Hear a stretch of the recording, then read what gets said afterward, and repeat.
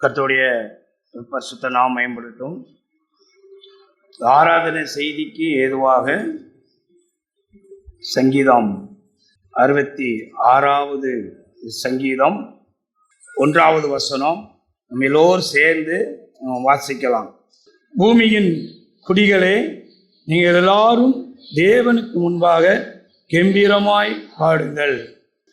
இந்த சங்கீதத்திலே நாம் வாசிக்கிறோம். அந்த 1வது வசனத்திலே, பூமியின் குடிகளே, நீங்கள் எல்லாரும் தேவனுக்கு முன்பாக கம்பீரமாய் பாடுங்கள் அப்படின்னு சொல்லி கர்த்தருடைய சபையில் வந்திருக்கும் போது உண்மையிலே நம்மளோட பாடல், இந்த பாடல் முன்னால் நாங்கள் ஆராதனைக்கு வரும்போது பாட்டு படிப்பாங்க. பாட்டு படிக்கும்போது நிறையா இந்த இதெல்லாம் கிடையாது. ஏதோ ஒரு பழைய இது கிடக்கும், இந்த ஒரு அதுக்கு பேர் பேங்கஸ்டா, அதெல்லாம் அடிப்பாங்க. அதில் உட்காந்து காலை மட்டைக்கு வச்சுட்டு உட்காந்து கொட்டு அடிச்சுட்டு இருப்பாங்க. பாட்டு கேட்குறதுக்கு அவ்வளவு ஒரு இனிமையாக இருக்கும். ஓடி வரும்போது நிறைய பேர் சொல்லியிருக்காங்க சாட்சியில், பாடல்களை கேட்டு நான் ரசிக்கப்பட்டேன் அப்படின்லாம் நிறைய பேர் சொல்லியிருக்கிறாங்க. அப்போ பாடல் ஒரு முக்கியமான ஒரு பகுதி. பாடல் என்பது ஒரு முக்கியமான ஒரு பகுதி. ஆனால் சபையில் நம்ம வர்றோம், படிக்கும்போது எப்படி படிக்கிறோம் அப்படின்னா, அதில் என்ன சொல்லப்பட்டிருக்கு? இதில் பூமியின் குடிகளே எப்படி படிக்கணுமா? கம்பீரமாக பாடுறோமா கர்த்தரை ஆராதிக்கிறதுக்கு? பூமியின் குடிகளெல்லாம் எல்லாத்துக்கும் நம்ம கட்டளையிட வேண்டாம்.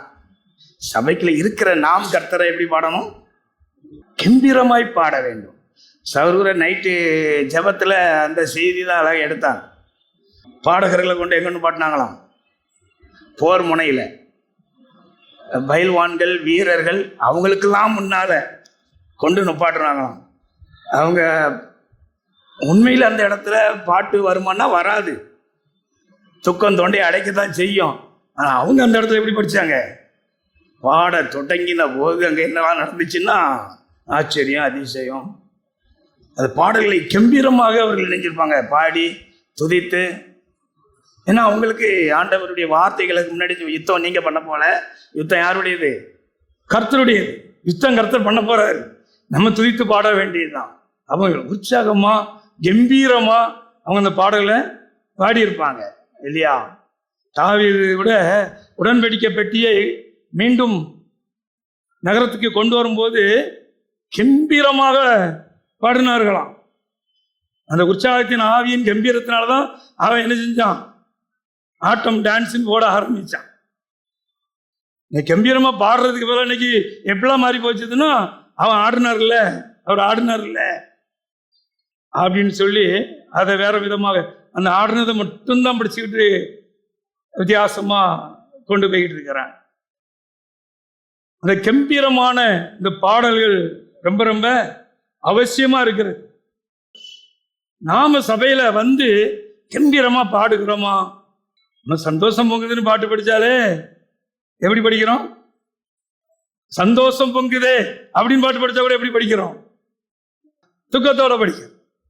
உலகத்துல 1000 பிரச்சனைக்கு இந்த சங்கீதத்தில் நம்ம படிச்சோம்னு சொன்னா அவங்களுடைய நிலையெல்லாம் எப்படி இருக்குது அப்படிங்கும்போது 8வது வசனம், 9வது வசனம், 10வது வசனம்லாம் அப்படியே கீழே வாசிட்டே போனோம்னா அவங்க எப்படி எந்த நிலையில உள்ளவங்க அப்படிங்கிறத அங்கே காட்டுகிறது. வாசிக்கலாம். 8வது வசனம் 66:8. ஜனங்களே, நம்முடைய தேவனை ஸ்தோத்தரித்து அவரை துதிக்கும் சத்தத்தை கேட்க பண்ணுங்கள். துதிக்கும் சத்தத்தை கேட்க பண்ணுங்கள். பாட்டுனாலையும் தேவனை என்ன செய்யணும்? துதிக்கணும். பாட்டும் தேவனை மகிமைப்படுத்துறது தான். ஆனால் சில சபைகளில் இப்போ என்ன ஆயிடுச்சுன்னா, இப்பமோ எப்பமோ தெரியாது, சபைகள்ல என்னதான் இருக்குது? ஆராதனை அப்படின்னா பாட்டு மட்டும்தான் ஆராதனை, அதுக்கு பேரே ஆராதனை.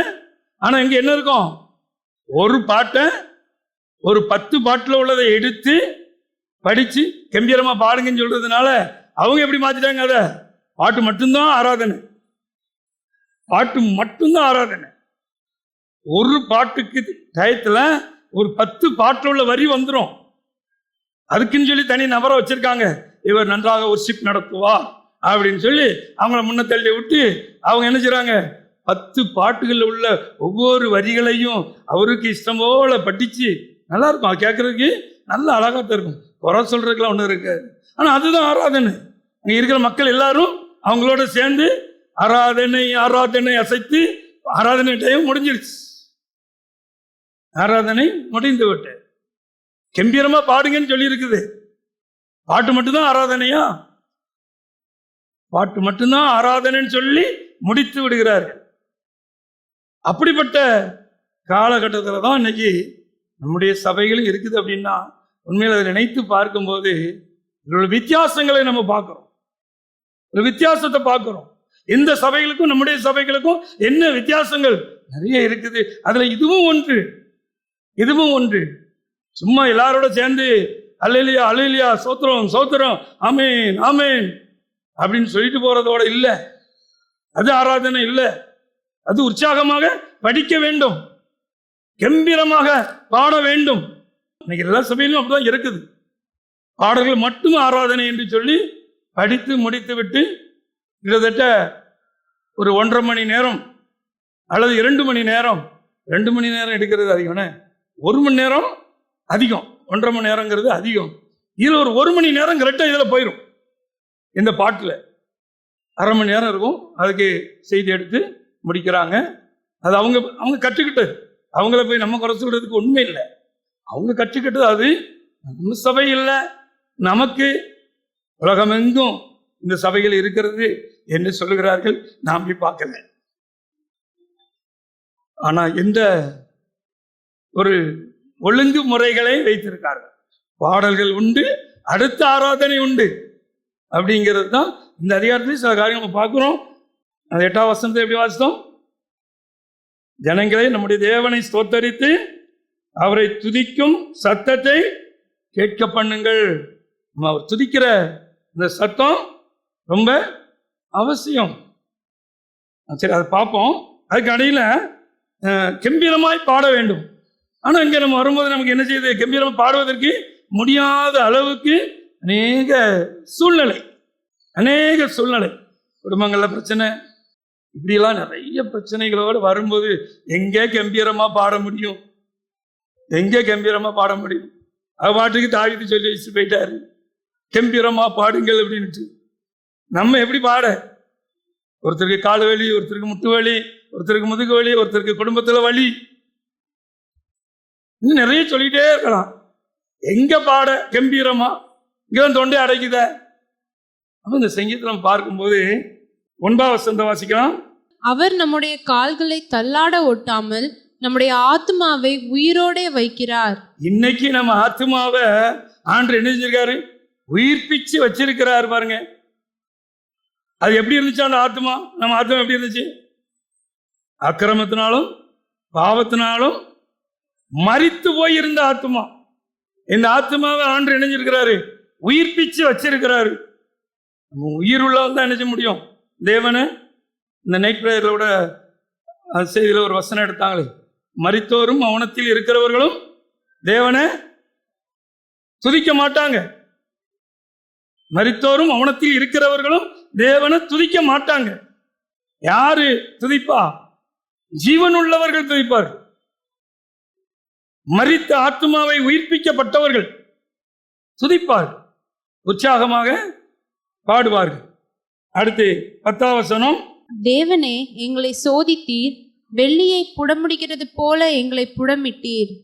கம்பீரமா பாடுங்கள்னு சொன்ன தாவீதுக்கு ஒரு பிரச்சனையும் இல்லைன்னு நான் நினைச்சேன். அவருக்கு என்ன, அவர் பாட்டு கம்பீரமா பாட சொல்லிட்டு போயிருக்கிறாரு அப்படின்னு. இப்போ 10ஆம் வசனம் என்ன சொல்லுது? வெள்ளியை புடமிடுகிறது போல புடமிட்டுக்கிட்டு இருக்கா. புடமிடுறதுன்னு சாதாரண விஷயமா? அடுப்புல அந்த நெல் உமி இருக்கும், அதை வச்சு அந்த வெள்ளியோ தங்கமோ அதில் வச்சு ஊதி எடுப்பாங்க.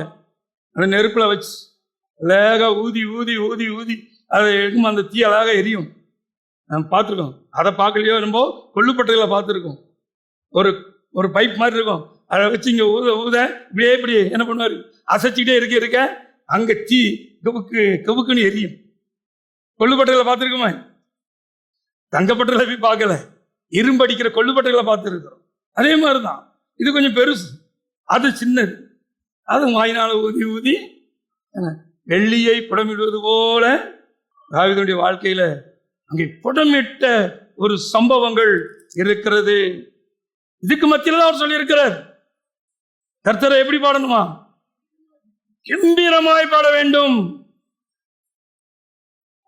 அடுத்து, எங்களை வலையில் அகப்படுத்தி எங்கள் இடுப்புகளின் மேல் வருத்தமான பாரத்தை ஏற்றினீர். வலையில் அகப்படுத்தி, நீச்சல் அடிக்கிறவங்களுக்கு தெரியும், தண்ணியில நல்ல நீச்சல் அடிக்கிறாங்கன்னு வைங்களேன், எவ்வளவு பெரிய நீச்சல் வீரனாக இருந்தாலும் சரி, உலக சாம்பியனாக இருந்தாலும் சரி, இந்த மீன் பிடிக்கிற வலை இருக்கு இல்லையா, அதை வீசி அதுக்குள்ள சிக்க விட்டா அவன் நிலைமை என்ன ஆகும்? கையை காலை அசைக்க முடியாது. எவ்வளவு பெரிய சாம்பியனாக இருந்தாலும் அந்த மீன் பிடிக்கிற சின்ன வலை இந்த குளத்துல எல்லாம் கொண்டு போடுவாங்க, இந்த வலையை வீசி போட்டாங்கன்னா அவன் மேல கையசைச்சா கை மாட்டிக்கிடும், காலை அசைச்சா காலு மாட்டிக்கிடும். அப்படிப்பட்ட சூழ்நிலையும் காணாது சொல்லி இடுப்புல கல்லை கட்டி தொங்க விட்டா எப்படி இருக்கும்? ஆண்டவரே சொன்னார்ல, ஒரு இடத்துல இருந்தா அவனை என்ன செய்யணும்? ஏந்திரக்கல்ல கழுத்துல கட்டி அவன் இழுத்து அப்படின்னு இருக்காரு. கழுத்துல கட்டியிருந்தா நம்ம மீள முடியாது. அதனாலதான் புடமிடுறதுக்கு என்ன செஞ்சிருக்காங்க, இடுப்புல கல்லை கட்டியிருக்கு, ஓரளவுக்காவது தப்பிக்கிற வழி இருக்கு அப்படின்னு. அப்ப இடுப்புல கல்லை கட்டி தொங்க விட்டுட்டு தண்ணிக்குள்ள போட்டா அவன் நிலைமை எப்படி இருக்கும்? அது மாதிரி அவங்களுடைய நிலைமையில காணப்பட்டிருக்கு. எவ்வளவு சூழ்நிலையில இந்த தாவீது கடந்து வந்திருக்கிறார். அடுத்து 12வது வசனம், மனுஷரை எங்கள் தலையின் மேல் ஏறி போக பண்ணினீர். மனுஷரை எங்க தலை மேல ஏறி போக பண்ணினீர். எங்க தலை மேல ஒருத்தன் ஏறி போனா எப்படி இருக்கும்? உட்கார்ந்துருக்க இடத்துல வந்து தலை மேல மிதிச்சுக்கிட்டு போனா எவ்வளவு வேதனை இருக்கும். அவ்வளவு இழிவாயிட்டனானா, என் தலையில நீ மிதிச்சு போற அளவுக்கு நான் அவ்வளவு இழிவாக நான் என்ன பண்றேனா அப்படின்னு சொல்லி மன வேதனைகள். அடுத்து, தீயையும் தண்ணீரையும் கடந்து வந்தோம்.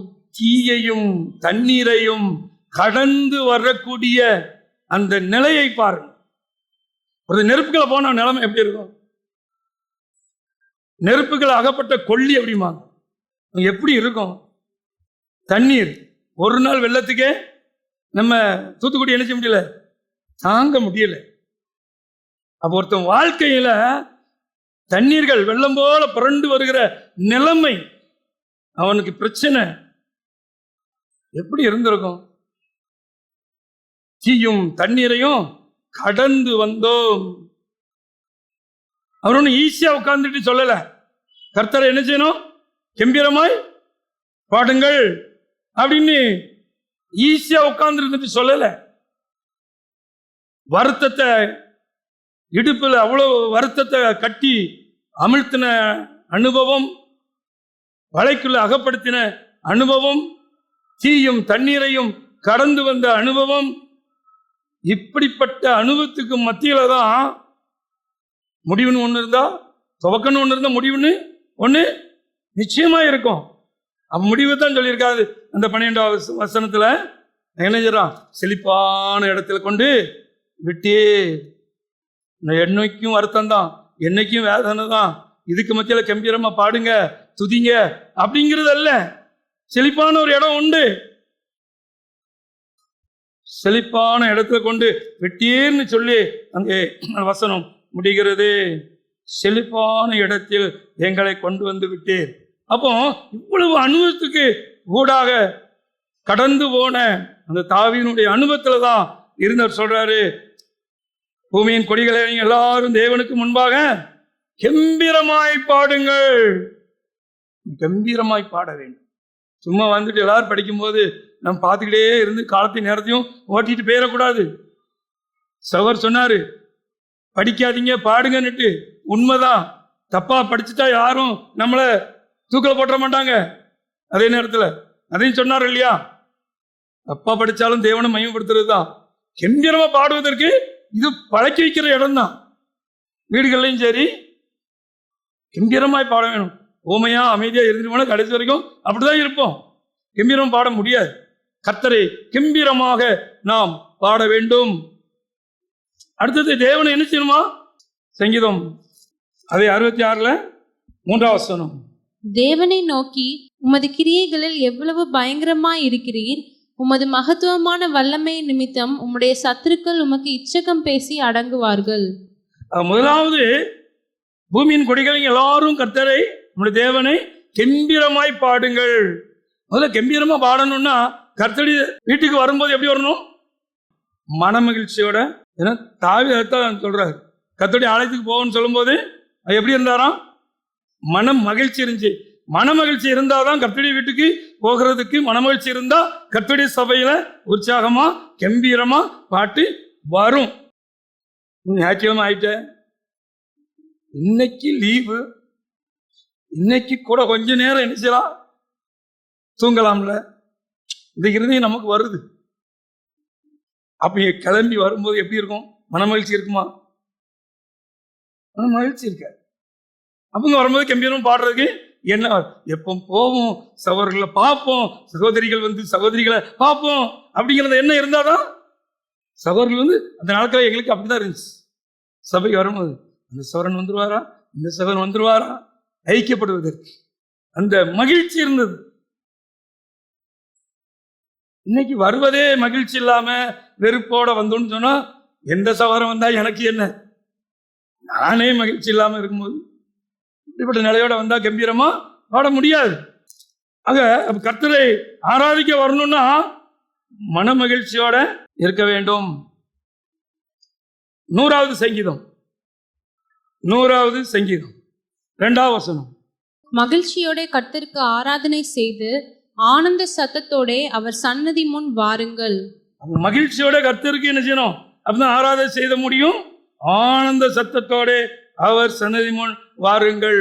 அப்ப மகிழ்ச்சியோட கர்த்தருடைய வீட்டுக்கு போவோன்னு சொன்னா அங்க மகிழ்ச்சி இருந்தாதான் கர்த்தருடைய வீட்டுல வந்து கம்பீரமா பாட முடியும். கர்த்தருடைய சமூகத்துல ஆனந்த சத்தமாக விளைஞ்ச முடியும், ஆனந்தத்தை வெளிப்படுத்த முடியும். ஒருத்தருக்கு ஒருத்தர் அந்த அன்பு, அந்த ஆனந்தத்தை வெளிப்படுத்த முடியும். ஆக கர்த்தருடைய வீட்டுக்கு வரும்போது ஒரு மன மகிழ்ச்சியோடு நம்ம வரணும்.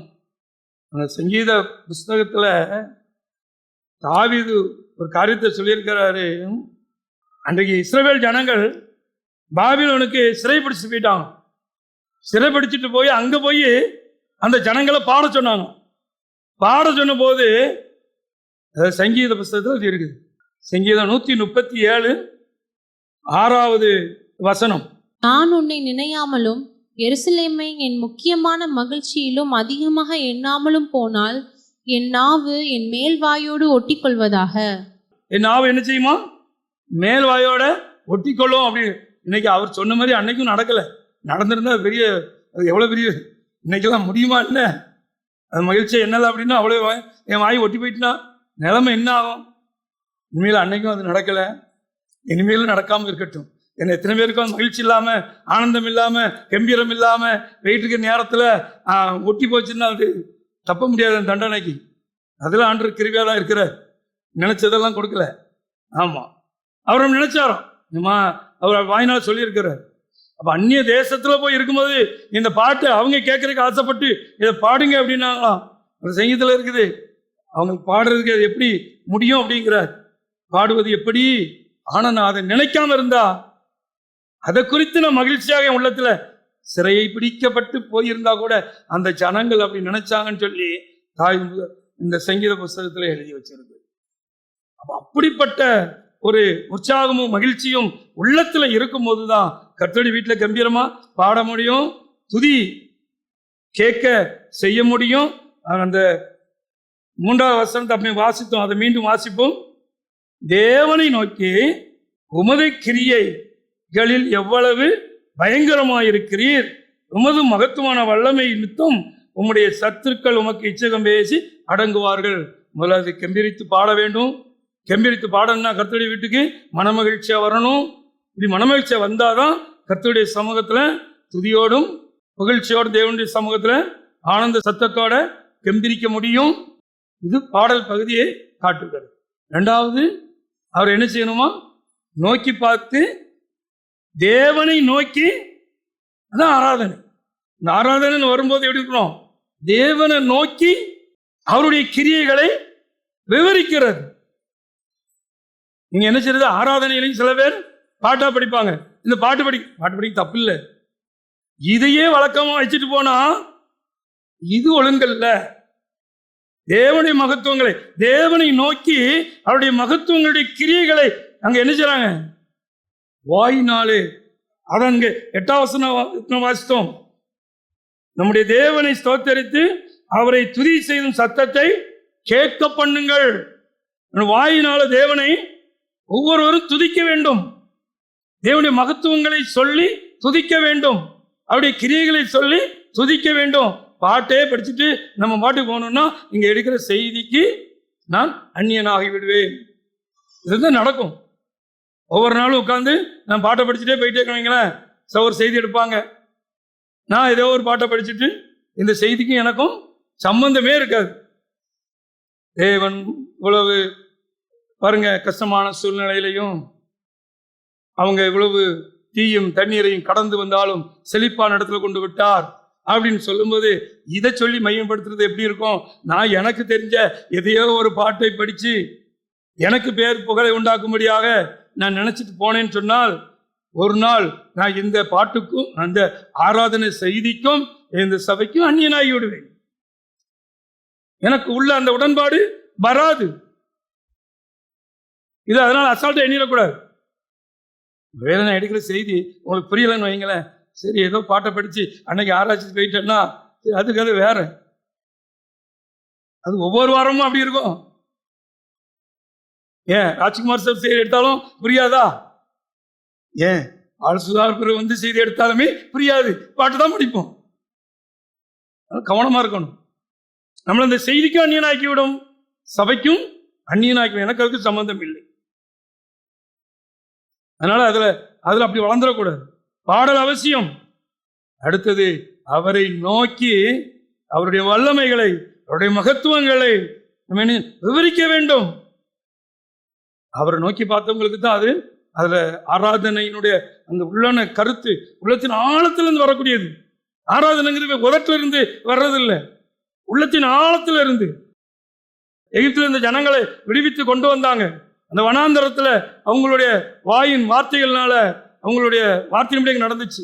எங்களை இங்க வந்து கொல்றதுக்கா கொண்டு வந்து நாங்களை சாகும்படியா கொண்டு வந்து அப்படின்னாங்க. ஆண்டு பார்த்தாரு, உடனே கொல்லிவாய் சர்ப்பத்தை உண்டு பண்ணி அவங்க சாகும்படியா கேட்டு செஞ்சார்.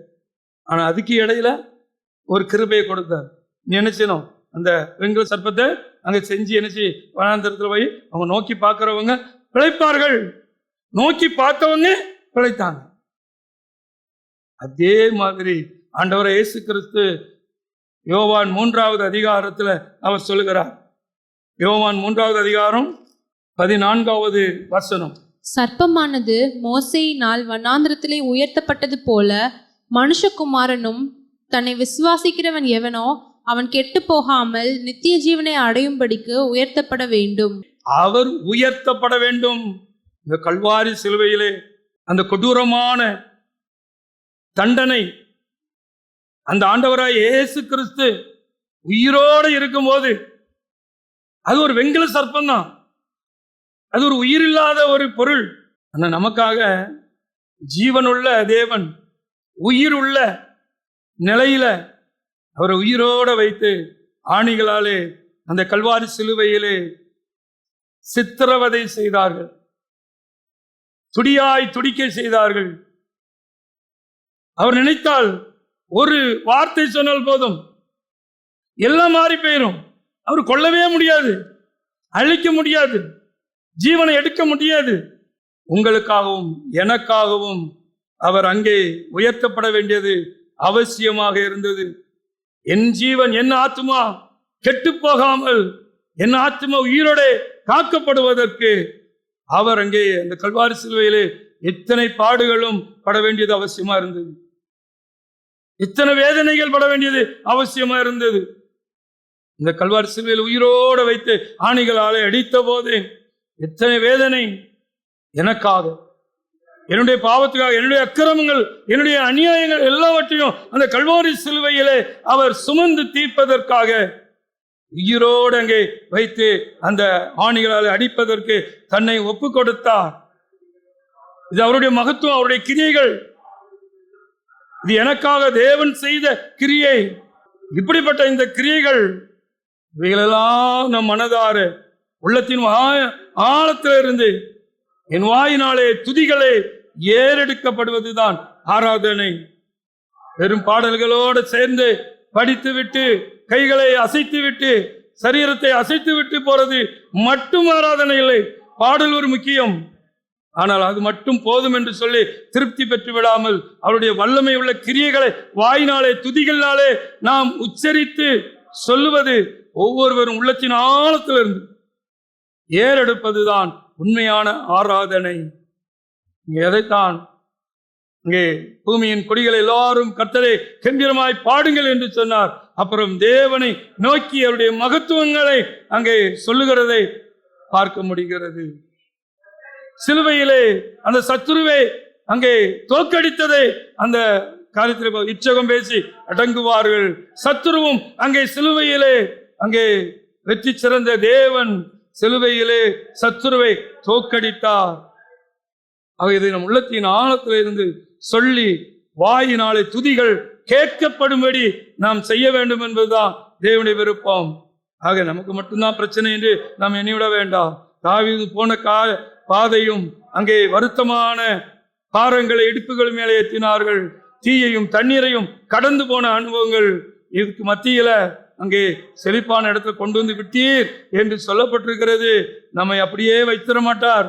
ஒரு நாள் செழிப்பான ஒரு அனுபவத்துக்குள்ள ஆண்டு நம்மை கொண்டு வருவார்.